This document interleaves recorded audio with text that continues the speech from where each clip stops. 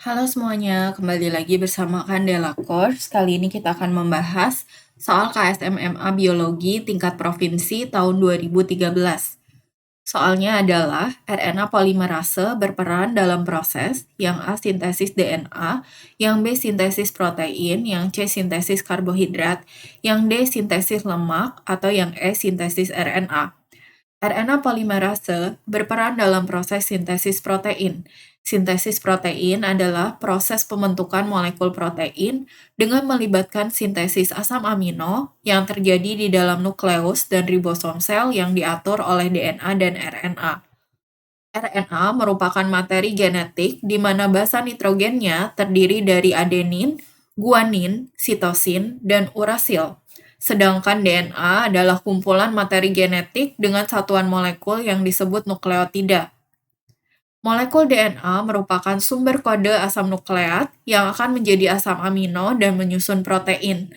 Sementara molekul RNA merupakan hasil transkripsi dari molekul DNA dalam suatu sel yang ditranslasi menjadi asam amino untuk protein.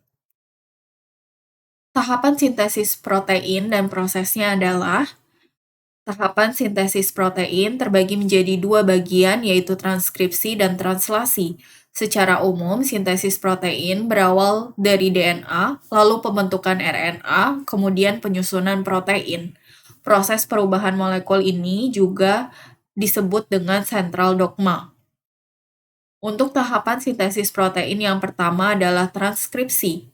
Proses sintesis protein di tahap awal ini merupakan proses di mana terjadi penyalinan sebagian molekul DNA. Penyalinan ini dilakukan karena lokasi DNA ada di nukleus. Sementara proses pembentukan protein yaitu di ribosom yang terletak pada sitoplasma.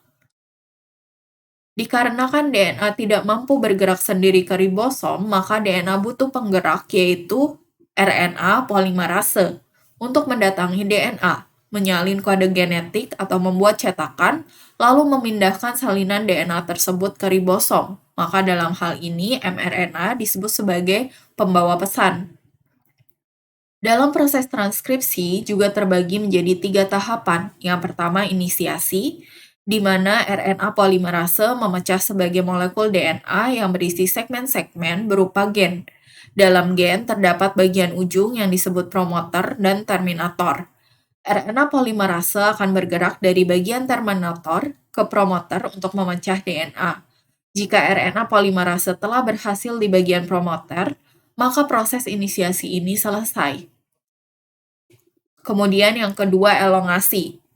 Proses ini yaitu saat RNA polimerase kembali ke terminator setelah mencapai promoter, sehingga terbentuklah mRNA yang akan menyalin kode genetik pada DNA. Yang ketiga adalah terminasi, yaitu proses terakhir transkripsi, yaitu ketika untaian mRNA telah selesai terbentuk dan lepas dari DNA untuk pergi ke ribosom.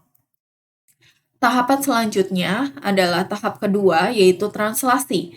Ketika mRNA yang membawa salinan DNA berhasil membawanya ke ribosom, terjadilah proses translasi, yaitu proses penerjemahan atau penguraian kode-kode genetik hasil salinan DNA yang sudah dibawa mRNA sebelumnya. Kode genetik ini yang akan menghasilkan polipeptida sebagai penyusun protein. Translasi juga terbagi ke dalam 3 tahap.